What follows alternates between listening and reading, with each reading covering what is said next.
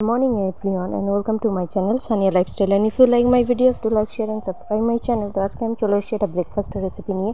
তো আজকে আমি তোমাদেরকে দেখাবো কীভাবে রাধাবল্লভী বানাতে হয়। তো ফার্স্টেই দেখো আমি বিউলির ডালটাকে কিন্তু ওভারনাইট সোক করে রেখেছিলাম। তোমরা চাইলে মিনিমাম 3 to 4 আওয়ার্স কিন্তু এটাকে ভিজিয়ে রাখতে পারো। তারপরেই দেখো এটা আমি শিলনোড়ায় ভালোভাবে পেস্ট করে নিয়েছি। তোমরা চাইলে যে কোনো মিক্সচার মেশিনে কিন্তু এটাকে ব্লেন্ড করে নিতে পারো।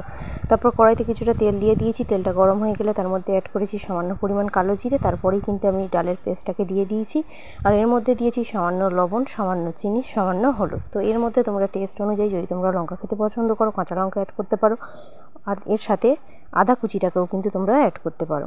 তো দেখো কিছুক্ষণ 2-3 মিনিট নাড়াচাড়া করার পর এই ডালের যে কাঁচা গন্ধটা সেটা কেটে গেলে আমি কিন্তু এটাকে নামিয়ে নেব।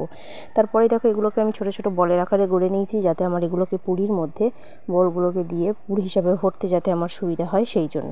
তো তারপরে আমি ময়দাটাকে মেখে নেব। ময়দাটাকে সামান্য লবণ, চিনি আর সাদা তেল আর দিয়েছি এর মধ্যে বিউলির ডাল বাটা কিছুটা, আর এর মধ্যে তোমরা চাইলে হিং অ্যাড করতে পারো, চাইলে কাঁচা লঙ্কা আদা কুচিকেও অ্যাড করতে পারো। নিয়ে কিন্তু ভালোভাবে আমি এটাকে ময়ন করে নিয়েছি।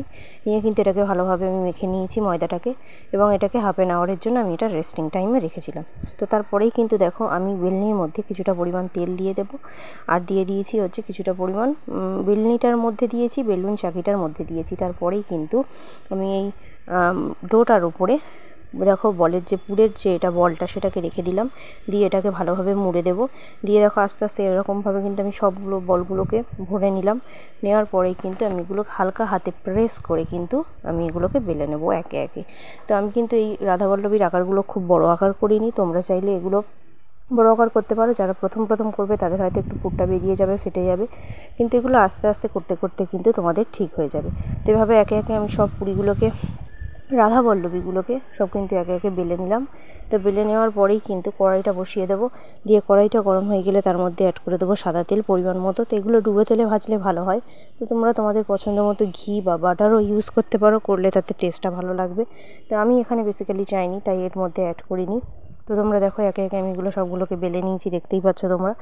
তারপরেই কিন্তু আমি এগুলোকে ভেজে নেব হালকা আঁচে। গ্যাসটাকে প্রথমে তেলটা গরম করে নেব, তারপরে কিন্তু হালকা আঁচে দিয়ে কিন্তু আমি এগুলোকে ভাজবো। তেলটাকে খুব গরম করব না, তাহলে হচ্ছে এটা কাঁচা থেকে যাবে, ওপরটা ব্রাউন হয়ে যাবে কিন্তু ভেতরটা কাঁচা থেকে যাবে। আর ময়দার যে পরিমাণটা তোমরা ডোর যে পরিমাণটা নেবে সেটা কিন্তু সবসময় একটু বেশি নিতে হবে পুরের তুলনায়, নয়তো কিন্তু আমার পুরটা কিন্তু ফেটে বাইরে বেরিয়ে আসবে। তো দেখো তারপরে কিন্তু আমি একে একে এবারে রাধাবল্লভীগুলোকে ভাজবো। তো আমি কিন্তু এখানে আমার মোটামুটি সব রাধাবল্লভীগুলোই ফুলেছে, কারণ আমি সাধারণত ম্যাক্সিমাম টাইম এগুলোকে করি, তো সেই জন্য আমার একটা আন্দাজ চলে এসছে। তো তার জন্য আমার কোনো অসুবিধা হয় না। তো তোমরাও করে দেখতে পারো। তোমাদের হয়তো প্রথম একটু অসুবিধা হবে, কিন্তু তারপরে কিন্তু আবার তোমরা নিজেরাও কিন্তু এভাবে শিখে যাবে। তো রাধাবল্লভীটা তোমরা করতে পারলে তোমরা কিন্তু পুরি, কচুরি যে কোনো কিছু ইজিলি করতে পারবে। তো চেষ্টা করলে আমি আশা করি সবাই সব কিছু পারে, তোমরাও পারবে। তো এভাবে তোমরা বানিয়ে নিয়ে দেখতে পারো। তো এর সাথে এটাকে তোমরা মিষ্টির সাথে সার্ভ করতে পারো, আলুর দমের সাথে সার্ভ করতে পারো, সাদা আলুর তরকারির সাথে সার্ভ করতে পারো, ঘুগনির সাথে সার্ভ করতে পারো, যে যেটা দিয়ে, বা ছোলার ডাল দিয়েও তোমরা খেতে পারো। তো এভাবে তোমরা বানিয়ে খেয়ে দেখতে পারো, আশা করছি তোমাদের ভালো লাগবে। তো এভাবে যদি তোমরা বানিয়ে খেয়ে দেখো কেমন হয়েছে অবশ্যই কিন্তু আমার কমেন্ট সেকশানে জানিও। আর আমার কিন্তু এরকম ভিডিও যদি তোমরা আরও দেখতে চাও সেটাও কিন্তু আমাকে জানিও। আমার ভিডিওটা যদি ভালো লেগে থাকে তাহলে একটা অবশ্যই লাইক করে দিও, এবং পাশে থাকা যে বেল আইকনটা আছে সেটাকে প্রেস করে দিও, যাতে আমি যখনই কোনো ভিডিও ছাড়বো আমার নোটিফিকেশান যাতে সবার প্রথমে তোমাদের কাছে পৌঁছে যায়। তো এইভাবে তোমরা দেখো আমি কিন্তু আস্তে আস্তে সব রাধাবল্লভীকে ভেজে নিচ্ছি। এগুলো দেখো কেমন পুরো কচুরির মতো কেমন ফুলে উঠছে, লুচির মতো। এটা যদি আমাকে কেউ যদি ভিডিওটা আগে যদি আমার না দেখে থাকে তাহলে কিন্তু সে মনে করবে এটা কিন্তু লুচি, যদি স্কিপ করে যায় সে। কিন্তু দেখো এর মধ্যে আমি যথেষ্ট পরিমাণ পুর দিয়েছি, তারপরেও কিন্তু এটা দেখো কেমন ফুলকো ফুলকোভাবে লুচিগুলো কিন্তু আমার ফুলছে। তো এভাবে আমি আস্তে আস্তে এগুলো করে নেবো। তো তোমরাও কিন্তু কী খেতে ভালোবাসো জানিও।